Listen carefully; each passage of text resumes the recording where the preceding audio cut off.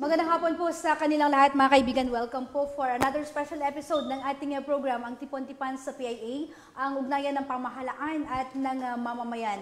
Isa pong special na araw mga kaibigan sapagkat sa pagkakataong ito ay binisita po tayo ng chairperson and Chief Executive Officer po ng National Commission on Senior Citizen. At ngayon po mga kaibigan, ay mapalad po tayo na makakasama siya and we'd like to thank our media partners dahil kahit sa saglit na panawagan ay nakasama po natin sa araw na to. At ngayon po mga kaibigan ay kasama din po natin ang ating dating partner na ngayon ay nasa ibang ahensya na. Hindi na po kaiba ang ating partner sapagkat naging kasama po natin ito sa PIA. Kasamang Raymar, good morning, and pwede mo bang ipakilala sa atin kung sino-sino ang ating mga bisita at syempre sino ang ating special na bisita sa hapong ito? Maraming salamat. Kasama dyan ako po si Raymar Olivas, ang Information Officer ng National Commission of Senior Citizens Region 2. At ngayon mga kaibigan ay ating pag-uusapan ang mamahalagang programa at serbisyo ng ating pamahalaan sa pamamagitan po yan ng NCSC. At ngayon ay makakasama natin ang Chairperson at Chief Executive Officer ng ating komisyon. Siya po si Dr. Mary Jean P. Loreche. Siya po ay 35 years na sa kanyang profesyon bilang medical doctor at pathologist. At ngayon nga po ay inihahain po niya ang kanyang sarili sa ating bayan para naman po pangalagaan at itaguyod ang kapakanan ng ating mga senior citizen. Ito po, atin na pong makikilala ang ating Chairperson at CEO. Magandang hapon, ma'am. Magandang hapon po sa ating lahat. Ako po ay nagagalak na heto ay may tipon-tipan tayo, Ray, at heto ma'am, ay opportunity upang maparating sa ating mga kababayan, ang mga advokasya natin na dinadala ng komisyon para sa ating mga nakatatanda. Yes, ma'am, at maligayang pagdating po sa lungsod ng Tugigaraw. And of course, alam ko na meron po tayong magandang dalang balita sa ating pagbisita dito po sa Region 2. Ma'am, kumusta po ang pagpapalaganap po natin ng mga programa ng NCSC? Nako, maganda nga po talaga ang balita namin. Una po ay nagsisimula na naman tayo sa pangatlong pagbibigay natin para sa ating expanded centenarian cash gift. Ito po yung 10,000 na reward binibigay po sa mga nag-milestone ages ng 80, 85, 90 at 95 years old nang ito ay naging batas noong February 26, 2024. At dito po nga sa atin sa Tugigaraw or sa Region 2, medyo marami-rami naman tayo. Di ba, Raymark, nabibigyan para dito at mamayang hapon sila ay luluwas na para sila ay makapagsimulang mamigay. At ang pinakamagandang balita nito, alam niyo po ay titingnan natin yung 2024 na claimants ay naghahanap din sila kasi nga sa kadahilanan na wala naman talaga silang pondo nung una. Subalit nung tayo ay binigyan ng pahintulot ng DBM na pwede na silang isali dito sa ating payout, meron tayong bibigyan na kasama ng March 17, 2024 hanggang June 30, 2024. Una lang po yun, tungkol po yun sa cash gift. Pero meron din tayong dalang mga programa kagaya ng ating Community-Based Care Centers or SC3C na atin pong tinalakay kanina sa regional office. At heto, ang pinakamaganda ay ang ating regional office ay nabuksan natin officially, nagkaroon tayo ng inauguration at blessing dahil ito ay gusto nating ialay sa ating Panginoon upang ating mga masisipag at magigiting na mga empleyado ng NCSC will be purely and truly blessed. Ayan, alam ko matagal ng pangarap ni Ma'am Dulce na magkaroon din ng regional office ang NCSC dito sa Region 2, At yan nga, isa pong katuparan. At ngayon po mga kaibigan, we welcome questions from our media partners. I would like to call on Sir Pabs of the Cagayan Provincial Information Office. Yes, good afternoon po. Welcome, Commissioner, dito po sa Region 2. Nabanggit mo kasi kanina, ito yung bahagi po ng ating programa ng National Commission on the Senior Citizen, yung mga balita para kay Lola at Lola sa ilalim po ng Republic Act 11982. Dito po sa Region 2, nabanggit nyo kasi kanina, may fresh trans nung last February. Ngayon, second trans na ito. Mga ilan po dito sa Region 2 ang recipient ng 10,000 pesos para doon sa edad na 80, 85, 90, 95? Yan ay magandang sagutin ngayon ni Raymark dahil sa kadahilanan na sa kanila ngayon yan yung numero at datos. Opo, kasamang Pab, sir, ang ating datos dito sa buong Region 2 sa Lambak ng Cagayan ay meron tayong 4,240. Sila po yung ating makinikater na mga lolo at lola, edad 80, 85, 90 at 95. At sila po ay tumatanggap ng 10,000 pesos sa oras po na tawag dito na nag-break din na sila, matatanggap po nila yan ang cash gift mula sa ating pamahalaan na naaayon po sa batas. So sa Manila po ba nila ito kukunin sa central office? Hindi po kasamang PABS, kaya nga po bumababa ang ating makasamahan sa mga bawat LGU. Katunayan, mamaya po after nitong tipon-tipan natin ay bibiyahe na ang ating makasamahan papunta sa iba't ibang mga lalawigan para ipamahagi itong cash gift na nararapat po para sa kanila. Hindi po sila ang pupunta sa central office o dito sa NCSC sa ating opisina, kundi kami po mismo ang bababa at ibibigay. Iaabot sa kanila yung nararapat pong 10,000 pesos na ayon po sa batas kasamang PABS. May breakdown ba kung halimbawa sa Cagayan, sa Isabela, kung ilan po? Yung sa breakdown po natin, babalikan natin yung kasamang PABS at yan yung ating ibabahagi mamaya kung ilan dito sa Cagayan, ilan dito sa Isabela, Nueva Vizcaya at iba pang mga karating probinsya. Ayan. Thank you so much, Sir Pabs, si Bombo Marvin, and then si Manager Naisa ng Radyo Pilipinas. Yes, thank you so much, Ma'am Jenny, at welcome po dito sa Region 2, Ma'am. No? Dito sa ano po, yung NCSC, ano po ba yung mandato po nito or paano, ano yung pagkakaiba ng mandato nito sa DSWD? Kasi ang DSWD din ay namamahagi po ng tulong sa mga senior citizens din po, Ma'am. Napakaganda ng inyong katanungan, no? Gusto ko lang pong ilagay sa konteksto. Ang ating pong mandato base sa 11350 ay dalawa po, policy making para sa mga nakatatanda at pangalawa ay implementasyon ng programa para sa kanila. Subalit tayo sa komisyon, hiwalay po tayo sa DSWD dahil alam po natin na ang DSWD all age groups ang kinikater nila. Pangalawa, nakita po ng ating pamahalaan na dumadami ang ating mga nakatatanda and we are considered an aging population at kung titingnan po natin, kailangan paghandaan siya. So kung titingnan po, yung atin pong mandato, more of programmatic ang approach. Ibig pong sabihin, holistic ang ating approach sa nakatatanda, yung kanyang pangangailangan para naman sa pangkatawan niya, pangkalahatang well-being, yung kanyang tinatawag nating psychosocial. Alam po ninyo, mahalaga i-address natin yung feelings of isolation, depression, anxiety ng mga nakatatanda. Meron tayong tinatawag na Dementia Awareness Program ng Komisyon. Meron tayong livelihood opportunities dahil naniniwala tayo na ang ating mga nakatatanda ay kasama pa rin for nation building. At yan po ang gusto ng ating pamahalaan, ng ating Pangulo, na ang mga nakatatanda ay tuloy-tuloy na maging productive, no? Upang sila ay maging membro pa rin in an active aging way of living here while they are still with us. Now, ang DSWD is from womb to grave. More of ayuda ang kanilang approach dahil yun naman ang mandato nila, pangsamantala social services. Tayo po, we approach it in a holistic manner and very focused on senior citizens only. Pero nabanggit po ninyo na isa nga po sa mandato pala ng NCSC as yung policy making. So ano po yung mga particular no, na mga policy na siguro na nabuo na ito ay mas ma-enhance yung pagtulong, pag-promote sa pangailangan or sa well-being no, ng mga lolo at lola natin? Naku, napakaganda ng iyong katanungan na yan. Alam niyo po, mga kaibigan namin sa media at ang amin pong mga mahal na mga lolo at lola at mga nakatatanda, alam niyo po ba, yung inyong tinatamasa ngayon na PhilHealth coverage ng dialysis. Dati-rati po ay 2,600 per session lang po yan. 3 times a week, 156 sessions in a year. Hindi kasama ang gamot, hindi kasama ang laboratorio. Ang komisyon po ang isa sa mga nagsulong kung saan ngayon ay 6,300 na po yan. So kaya pumunta ikaw sa privado or sa government na facility ng for dialysis ay 6,300. Ibig pong sabihin, wala pong out of pocket ang ating mga nakatatanda. Isa po yan. Pangalawa, tayo po ay very much actively engaged with our policymakers. Isa sa ating isinusulong ngayon na harinawa sa pagbukas ng session na ito ay maisulong ang Magna Carta for Senior Citizens.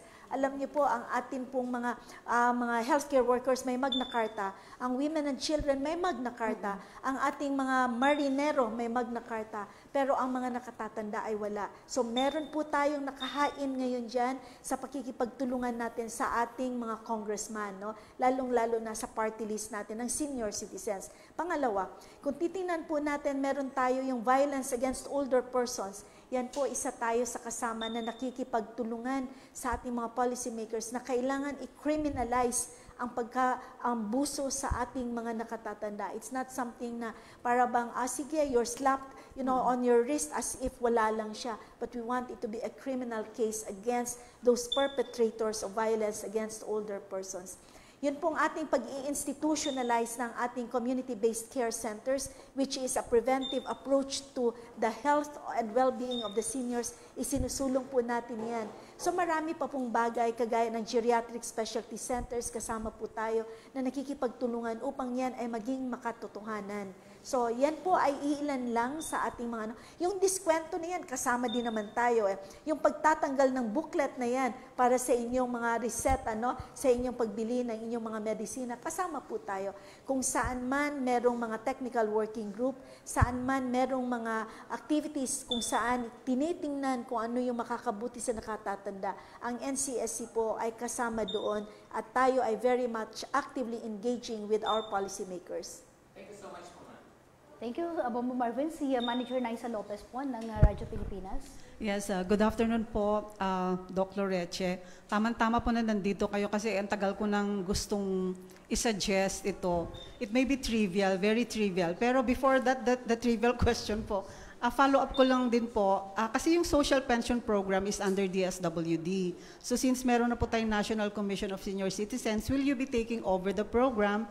And if would that be so, may pagbabago po ba kayo na gagawin sa mga policies? That's a very beautiful question, ma'am. And sa totoo po, sa batas na ginawa upang i-create ang National Commission of Senior Citizens, nakasaad sa batas po na lahat ng programa, whether it is social or otherwise, should be transitioned to the National Commission of Senior Citizens. So hinihintay po natin yung panahon kung saan ayan ay matatransition sa amin at yan po ay dapat maging makatotohanan din. Sa pangalawa niyo pong katanungan kung may pagbabago, initially po we will adopt what is the program on how the DSWD is handling the social indigency program. But eventually, as we move forwards, maybe we really have to do some revisiting and see how we will be able to improve further on the process, on the procedures, particularly on the criteria of the qualifiers, kung sino ang dapat na maisali niyan. Pero sa ngayon, dahil yan pa ay pinag-uusapan, kami ay nagdadasal na mailipat sa amin yan. Pangalawa, yan ay aayusin pa natin upang ma-strengthen pa natin yung programa na yan. Thank you, Doc.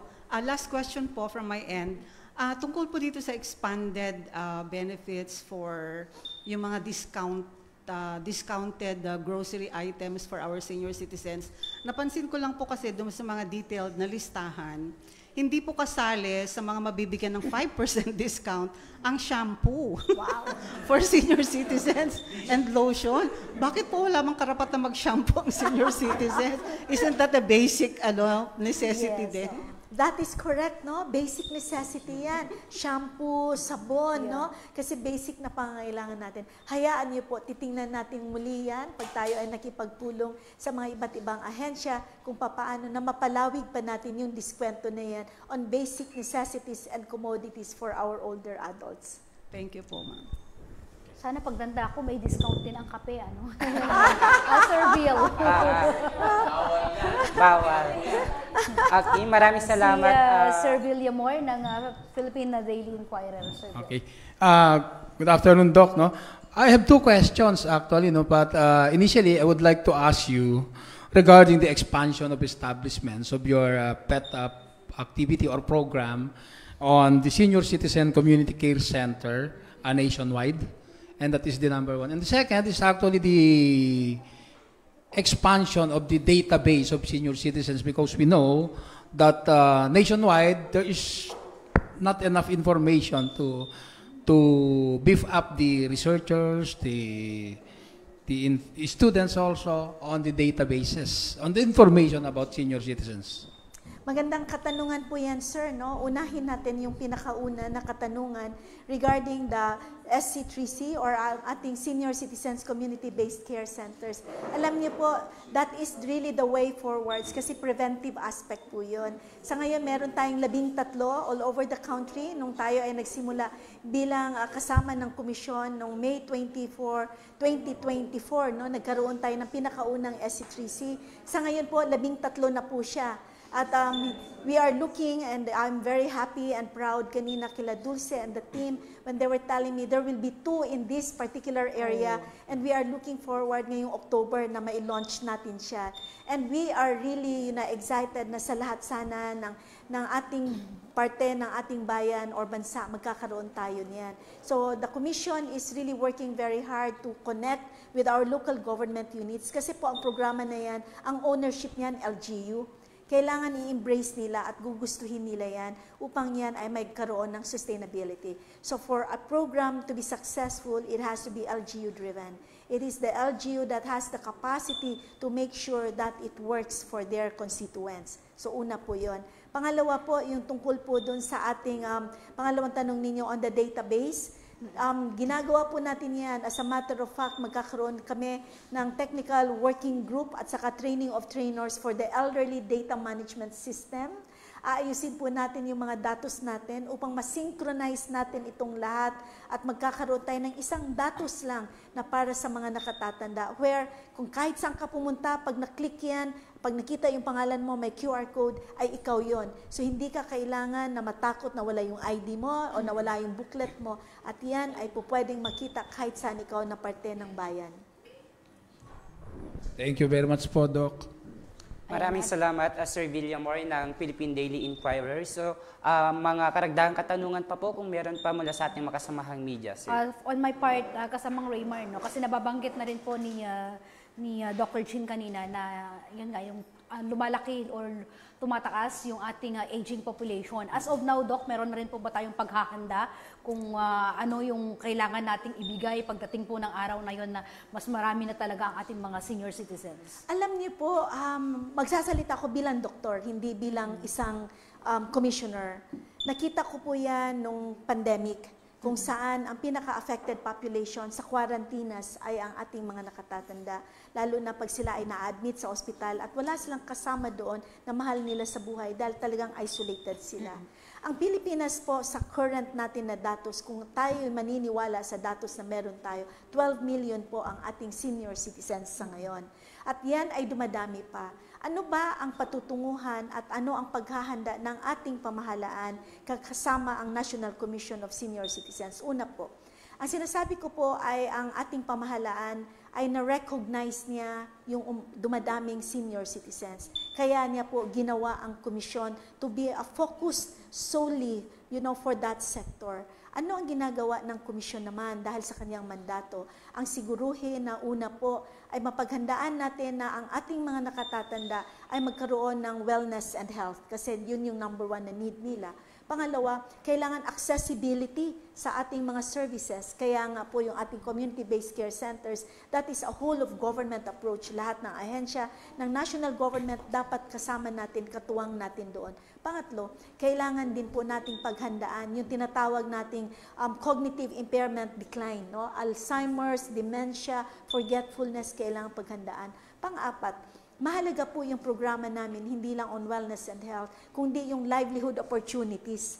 Alam niyo po, gone are the days na pag ikaw ay nag-retire, nag-retiro, bahay ka na lang at maghihintay ka na lang kung anong darating na pensyon o ano ang bigay sa iyo. Ngayon po, ang ating mga nakatatanda, they are very much still active and productive. At gusto po natin bigyan sila ng opportunities, i-showcase muli yan upang sila ay maturuan ang mga kabataan, ang bagong mga henerasyon na sila ay una, paano ang kanilang expertise, experience, and wisdom ay matranslate doon sa mga kabataan. Pangalawa, upang ang mga kabataan na yan ay gugustuhin nilang makarating sa ating edad na ito. Yes, thank you very much. Does that mean po na starting from now, medyo inaay nyo na rin po na taasan ang budget po ng NCSC? Well, when you talk about budget, in the reality of it, medyo that is subject to the Department of Budget and Management, no? Pero yes, we are looking forward na dagdagan yung budget natin upang mapalawig natin yung mga programa. Ang approach talaga ng komisyon is holistic eh. Ang approach ng komisyon is program-based. Hindi siya po pwedeng ayuda-based siya eh. Kailangan bigyan ng karapatan at dignidad ang bawat mamamayan na nakatatanda na siya ay kasama pa sa pag-ayos ng ating bayan for economic build-up. Yeah, one time ma'am, dumalaw po ako sa isang bilangguan at nakita ko kung gaano kawawa yung mga senior citizen na nakapiit pa rin na habang naghihintay ng kanilang sentensya. Ano po ang pwedeng maitulong ng NCSC sa part? Meron tayong agreement na kapag meeting na tayo with the DOJ Parole and Probation Office nila, isa yan sa ating tinitingnan paano natin gagawa ng programa yung ating mga persons deprived of liberties, isa yan.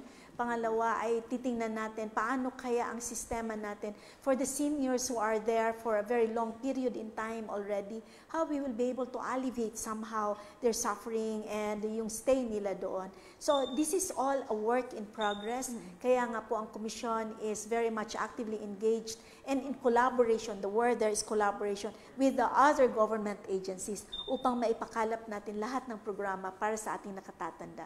Yes, thank you so much, Dr. Jean.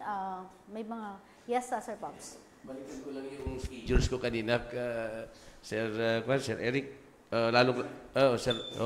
Lalong-lalo dito ho, dun sa figures ho, sa Cagayan, kung may breakdown kayo dyan. Kasi 4,000 plus kanina, di ba? Ito yung inaantay pa natin, kasamang Pabs. Ibibigay natin ito agad-agad kapag nakapasok na dito sa ating linya. Pero sa buong Cagayan Valley, 4,240, ulitin lamang natin po. Mamaya, bibigay po natin yung breakdown mula po sa iba't ibang mga lalawigan, lalo na po dito sa Cagayan. But for now, baka may last question pa po ang ating makasama sa media. Yes, si Manager Naisa, kasamang Raymar. Yes po, Dr. Mary Jean. Kumusta po pala yung registration ng mga senior citizens? Marami pa po bang nagpaparegister dun sa inilagay po ninyong link? So if you're referring to the online registration that is being handled by the Commission, yes, meron pa rin po tayong mga nagre-register doon. Currently, we have more than 8.4 million already registered in our database. Pero may good news po tayo. Meron tayong ugnayan na gagawin with DICT. Kasi ang DICT, alam po natin, meron sila sa egov.ph na app. Gusto natin na sa ating pag-uugnay sa kanila ay magkakaayusan yung kanilang datos at yung aming datos upang magkaroon tayo ng iisang data wherein ito ay proven and validated and verified. Ayan, thank you so much. How about our, may katanungan pa po ba? If wala na po, Commissioner, baka meron po kayong gustong i-share sa amin o meron po kayong announcement o na hindi po namin natanong, then please feel free po. Maraming salamat po dito sa Tipon Tipon-Tipan. Yeah. Okay. Ako po ay very much happy to be here in Tuguegarao. It's a very beautiful place and with beautiful people at masarap po ang pagkain. So, yan po ang isa sa masasabi ko. Pangalawa po, ako po ay nagpapasalamat again dahil sa opportunity na ito na kami ay maanyayahan. Alam niyo po, we value our media partners kasi kayo po ang tutulong sa amin magpakalap sa aming mga programa at advokasya. Gusto lang po namin iparating sa ating mga nakatatanda, amin po kayong mahal at ang amin pong komisyon ay umuusad at gumagawa ng mga programa para sa inyo.